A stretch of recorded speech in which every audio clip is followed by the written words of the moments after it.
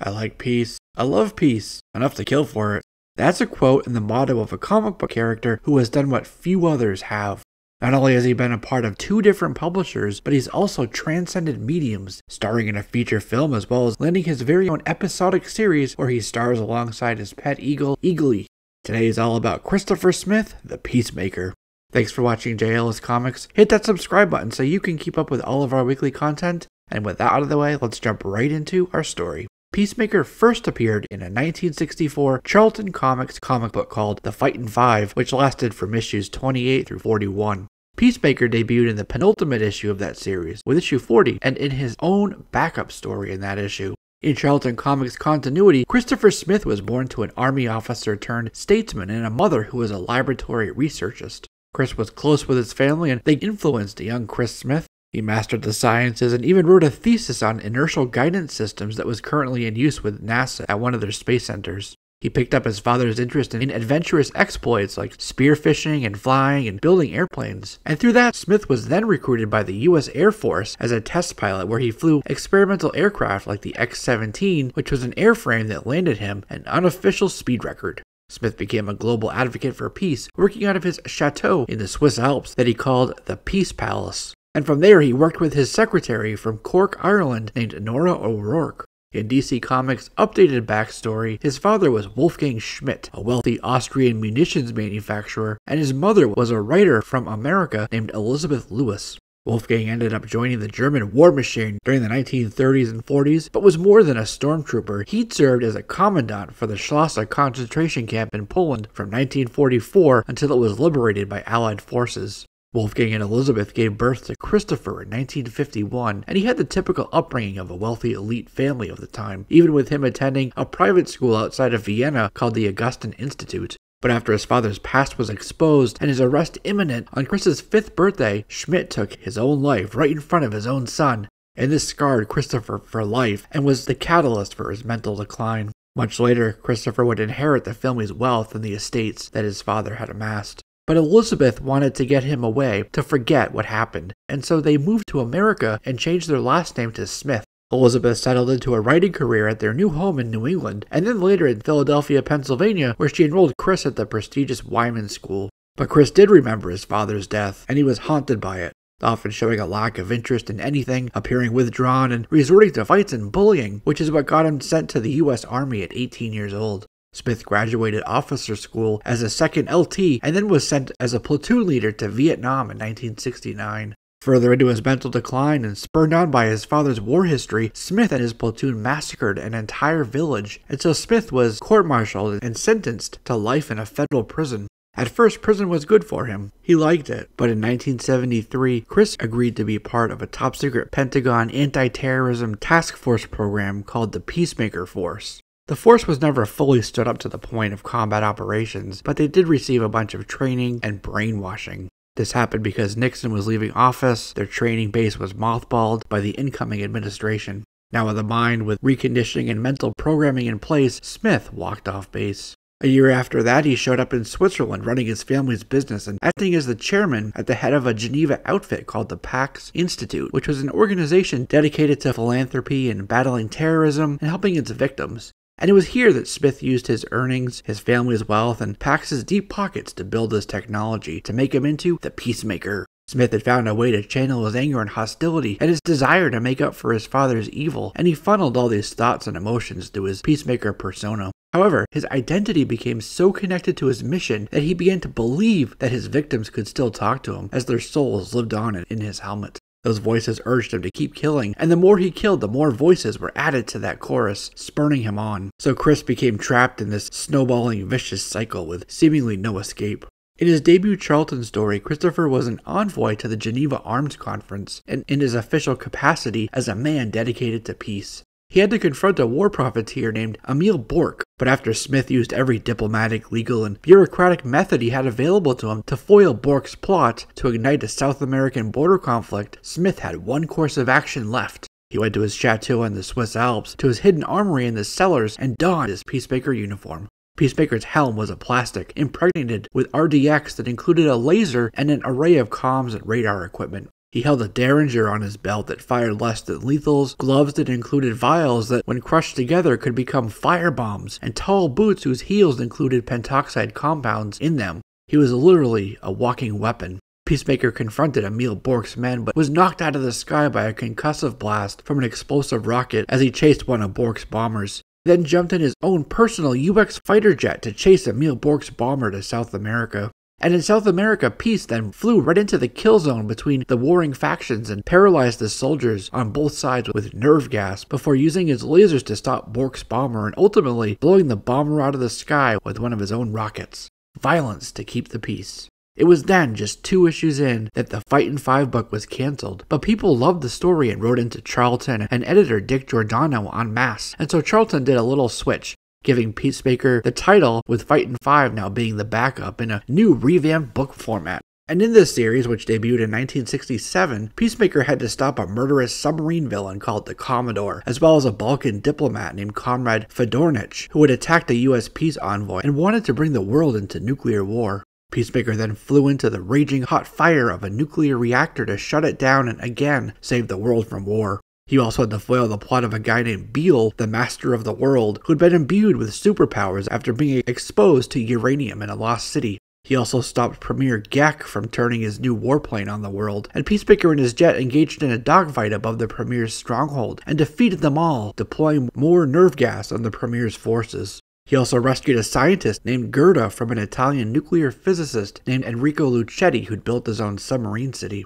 After that, Peacemaker foiled the plot of an arms thief named Colonel Uz from stealing his armaments but blowing up his own base in the Alps. And to close out his miniseries, Peacemaker then took on an evil genius named Mr. Blaze who threatened the world with his fires as the supreme commander of an army of lava men. And that was the last time we saw Peacemaker at Charlton Comics. In 1983, DC Comics purchased Charlton Comics' library of IP. The intent initially was for Alan Moore to include these new characters in The Watchmen, but that was changed because DC Comics wanted to keep using these new characters on an ongoing basis. So, among the rest, Peacemaker was changed into the Comedian for Alan Moore's story. The Charlton characters debuted in the Crisis on Infinite Earths event with issue 6, and through the course of that event, Peacemaker ended up fighting shadow demons that had been sent to attack by Anti-Monitor. In December of 1986, Peacemaker was working under Colonel Valentina Vostok, Doom Patrol's negative woman, along with General Peterson. Peterson knew Chris was off his rocker, and so he had his men following him, but they lost him in Switzerland.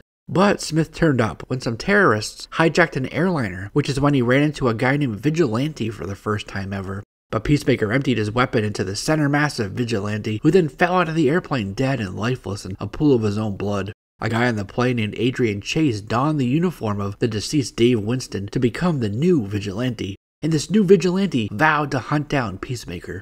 Vostok approached Vigilante to ask for his help going after both the terrorist leader and Peacemaker. Some of Vostok's agents in a helicopter chased Peacemaker across the rooftops of the city as they hunted him down to bring him in. But later, when he found the terrorist leader and the rest of his cell aboard a ship on the docks, Vigilante shot his way in and encountered Peacemaker there, who thought he was there to kill him, and so Peacemaker and Vigilante battled each other before clearing up the miscommunication. Peacemaker and Vigilante ended up working together to fight back against the terrorists who now completely surrounded them on the vessel. Peacemaker deployed his ultrasonics to take out the terrorists on the ship, and then found their leader on the docks. And after arguing about who got to kill him, Vigilante shot the terrorist, and Peacemaker was upset because the voices in his helmet wanted him to be the one to do the deed. And again, the two resorted to fisticuffs before disappearing into the night just before Vostok and Police Lieutenant Harry Stein showed up. Chris left and headed back to his Swiss compound for a few issues. And there, while Chris was working out and training, he started to believe that Harry Stein was actually a terrorist in disguise, and so he flew back to America to fight with Stein, as well as to continue his fight with Vigilante. And in Washington, D.C., he ended up trying to snipe Harry Stein from the top of the U.S. Capitol building, then engaged in a firefight with Stein and Vostok before the pair escaped back to her office. Peacemaker went to Vostok's office and confronted them as they tried to reason with him that Stein was not a terrorist. Stein hit Peacemaker. Peacemaker deployed his ultrasonics again, but escaped just as security showed up. But all he did was go to his car, a mere 100 yards from the building, to tap into building security. And when security left Vostok's office, Peacemaker went in again and confronted them once more. And he nearly had them before Vigilante showed up to knock Peacemaker out cold, and he was then taken into custody and sent to jail. In 1988, Peacemaker got another self-titled limited series. He was in his new battlecopter and flying over the French Riviera during a terrorist attack on a US-Soviet negotiation meeting at the waterfront, which also included delegates from the Pax Institute. Peacemaker killed all the terrorists, but failed to also save the delegates. As he was haunted by the ghost, he thought of his dead father. So Chris went back to his chateau, and there we meet his girlfriend Dominique St. Clair and his housemaid Bridget Dabo, who is secretly also a psychiatrist and was working to quell the voices in Christopher's head.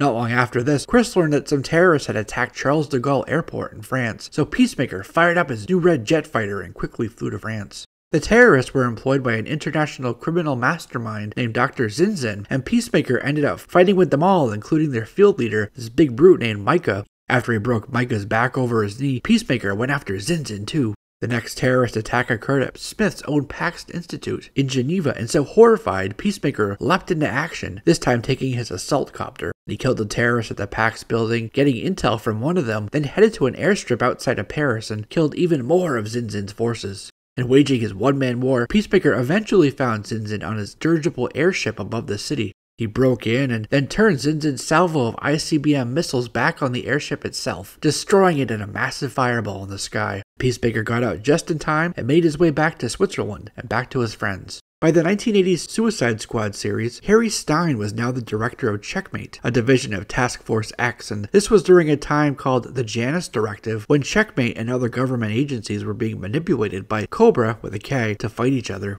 Peacemaker was on the team that attacked Heinrich Magala and Project Atom. It was supposed to be a covert mission, but Peacemaker lit up the compound with his massive attack helicopter, and they managed to capture Heinrich. And Peacemaker brought Heinrich back to Checkmate headquarters in Virginia.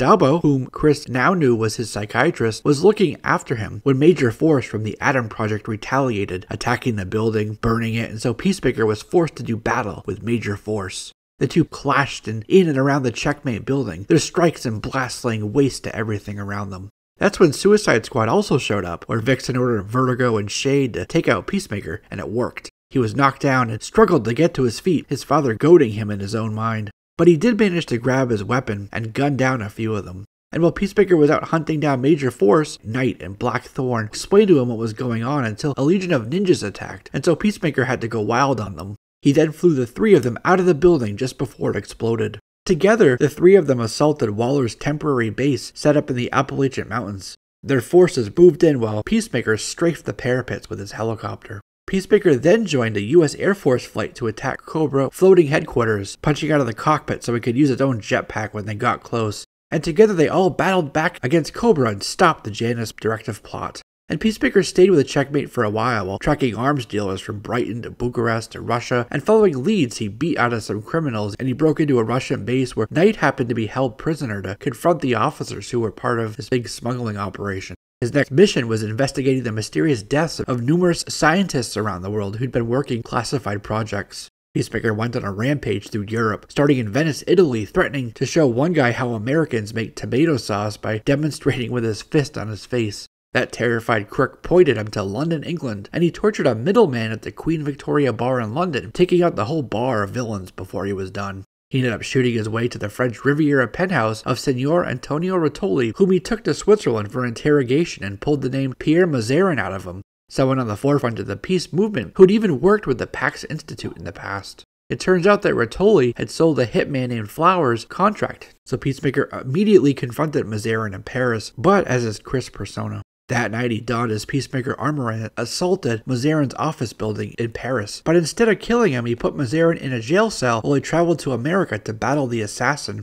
And he got there just in time too, because Flowers, in the Bishop armor, were about to kill their next victim, Professor Braddock. So Peacemaker had to battle the ironclad assassin. And he also got some help from Checkmate's Knight to defeat Bishop. By issue 26, we learned that his subconscious was rebelling. Peacemaker's mind was fracturing. His Chris persona was working for peace, while his other side dealt in violence and bloodshed. And his sleep after his missions was a mental defense mechanism from that increasingly widening fracture and the two battling sides of his psyche. Bridget told him he'd have to confront this soon or it would win and Chris would be lost. Though weakened and against Bridget's protests, Peacemaker answered a call from the White House to rally all of Checkmate's forces to battle against a victor Cypher. And so Peacemaker showed up and went to war against Cypher's army. Then in Showcase 93's issue 6, Peacemaker was in Poland trying to reclaim land that belonged to his father when he ran into an agent of Cobra. Peacemaker fought back with help from none other than Deathstroke. Cobra sent more forces from the Serpent Cult to attack the two, even hiring Deadshot to help kill Peacemaker and Deathstroke. But after a brief firefight, Deadshot joined them too and they chased Cobra to Prague. Deadshot was taken captive, but then Katana showed up and joined them to battle Cobra. So they all attacked Cobra's base to rescue Deadshot, but ended up being captured by Dr. Light, and it turns out that Dr. Light joined their cause also, and together they were able to foil Cobra's plot. And then, in Eclipso issue 11, Amanda Waller of Suicide Squad fame recruited various heroes, Peacemaker included, that were dubbed the Shadow Fighters, and tasked with fighting a villain named Eclipso and rescuing the South American country of Parador. But in issue 13 of that series, Eclipso brutally murdered heroes like the Creeper, Wildcat, Dr. Midnight, and Peacemaker. And he remained dead, but during 1999's Day of Judgment, he would make a really brief appearance. And it was also then that this surgeon named Mitchell Black was recruited to the Peacemaker project and then started a series in 1999 called The Law, where he reunited with Peacemaker's Charlton Comics brethren. Black was killed though by Prometheus in 2006's Infinite Crisis issue 7. 13 years after he died, in 2006's Blue Beetle, Christopher Smith finally returned. He mysteriously returned to life, it wasn't explained, and ended up fighting with a Metropolis-based crime organization called Intergang. And while fighting them, he discovered the tomb of Ka-Efri, the same tomb that Garrett found his scarab, which contained within it alien technology for this warlike alien species called the Reach. Smith inadvertently downloaded some of the programming from the Reach into his mind, and then he went to Jaime Reyes, the Blue Beetle, who was the one who was supposed to get that mental download. He was now a lot more calm and collected, sporting a motorcycle and tattoos instead of his old clean-cut business suit look from before. Together, Peacemaker and Blue Beetle fought back against villains and even against the aliens, the Reach. Chris even implanted himself with his own scarab. But during the Sinestro Corps War, Peacemaker was contacted by a yellow ring and then commissioned to take out his friend Blue Beetle. After Jaime helped him see through the fear, Peacemaker cut the scarab from his own spine and, injured as he was, stood with the Blue Beetle against more attacks from the Reach. Ultimately though, Smith left Texas, where he'd been with Blue Beetle during that time. Then during Final Crisis Aftermath Escapes issue 3, we learned that Peacemaker was now in prison. Not sure why, but the Global Peace Agency was also thinking about giving him a pardon and recruiting him. Peacemaker had a reunion with Blue Beetle once more in 2010's Booster Gold series. Blue Beetle was mysteriously drawn to the cave where Garrett found his scarab, but whatever drew them there also called Peacemaker too, who still had all that data downloaded into his brain, which is why he was contacted. And when Jaime transformed into a Reach infiltrator, the two battled each other, with Peacemaker defeating him and returning Jaime to his human form. During the Doomsday Clock event, Peacemaker was one of the metahumans that traveled to Mars to confront Dr. Manhattan. In 2021, Peacemaker became field leader for Amanda Waller's new Task Force X, and one of their first missions was an attempt to rescue a Talon from Arkham Asylum, and it's a mission that brought Peacemaker into contention with Connor Kent, Superboy. Future State Suicide Squad, Peacemaker was teamed up with people like Evil Star, Mirror Master, Lord-Zod, Parademon, and Cheetah as part of this Earth's Suicide Squad, who had to fight against Amanda Waller herself. And finally, Peacemaker stars in a Garth Ennis-written 40-page prestige one-shot called Peacemaker Disturbing the Peace, intended to give HBO Max Peacemaker fans a good book to pick up and read more about Peacemaker's past. Speaking of which, WWE superstar John Cena portrayed Chris Smith's Peacemaker in 2021's James Gunn film The Suicide Squad, and Cena reprises that same character on the HBO Max series called Peacemaker. So now it's off to watch the show, which means that's a wrap on this one, my friends. Thanks for watching. Don't forget to subscribe and you'll be one of the first to know when I upload videos just like this every week. I'm Jesse, this is JLS Comics, and I'll see you soon.